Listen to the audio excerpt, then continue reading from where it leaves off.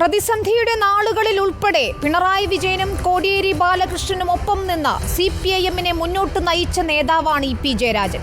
ഇന്ന് തുടർ വിവാദങ്ങൾ തലവേദനയുണ്ടാക്കുമ്പോഴും EP ജയരാജൻ പാർട്ടിക്ക് നൽകിയിട്ടുള്ള സംഭാവനകൾ വിസ്മരിക്കാവുന്നതല്ല.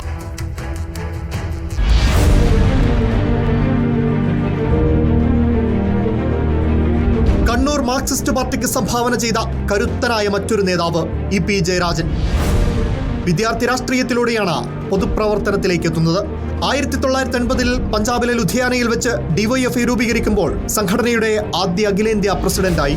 MV രാഘവൻ ബദൽ രേഖ അവതരിപ്പിച്ച് പാർട്ടിയിൽ നിന്ന് പുറത്തുപോയപ്പോൾ 1987-ൽ അഴീക്കോട് നിന്ന് രാഘവനെതിരെ മത്സരിച്ചു. അത്തവണ പരാജയപ്പെട്ടെങ്കിലും 1991-ൽ അഴീക്കോട് നിന്ന് തന്നെ ആദ്യമായി നിയമസഭയിലെത്തി.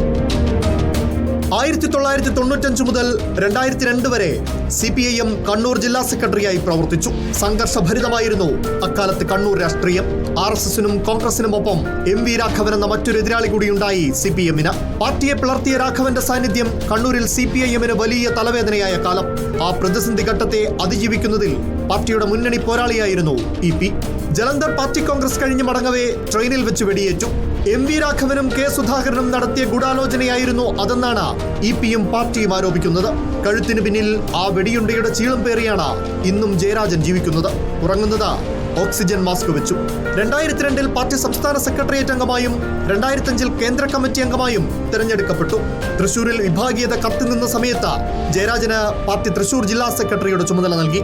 2011-ലും 2016-ലും മട്ടന്നൂരിൽ നിന്ന് നിയമസഭയിലെത്തി. ഒന്നാം പിണറായി സർക്കാരിൽ വ്യവസായ വകുപ്പ് മന്ത്രിയായി.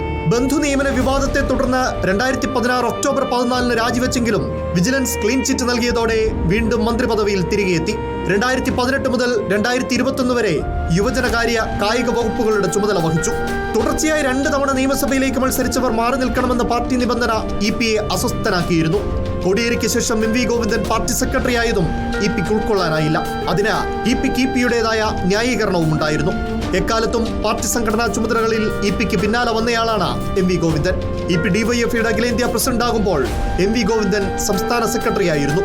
എന്തായാലും പാർട്ടി സെക്രട്ടറി പദവിയിൽ പരിഗണിക്കപ്പെടാത്തതിനെ തുടർന്ന് പാർട്ടിയുമായി എത്ര രസത്തിലായിരുന്നില്ല പിന്നീടുള്ള EP-യുടെ പോക്ക്. 2022-ലാണ് ഇടതുമുന്നണി കൺവീനർ ആകുന്നത്. വിവാദങ്ങൾ തുടർക്കഥയായപ്പോൾ 2 വർഷങ്ങൾക്കിപ്പുറം EP-യെ ആ പദവിയിൽ നിന്ന് പാർട്ടി നീക്കിയിരിക്കുന്നു. പിണറായി വിജയന്റെ വലങ്കൈയായി അറിയപ്പെട്ടിരുന്ന EP-യെ ജാവദേക്കർ വിവാദത്തോടെ പിണറായി തന്നെ പരസ്യമായി തള്ളിപ്പറഞ്ഞിരുന്നു. LDF കൺവീനർ സ്ഥാനം കൂടി നഷ്ടമായതോടെ EP ജയരാജൻ എന്ന ശക്തനായ നേതാവിന്റെ രാഷ്ട്രീയ പ്രസക്തിയാണ് ചോദ്യം ചെയ്യപ്പെടുന്നത്. News desk reporter.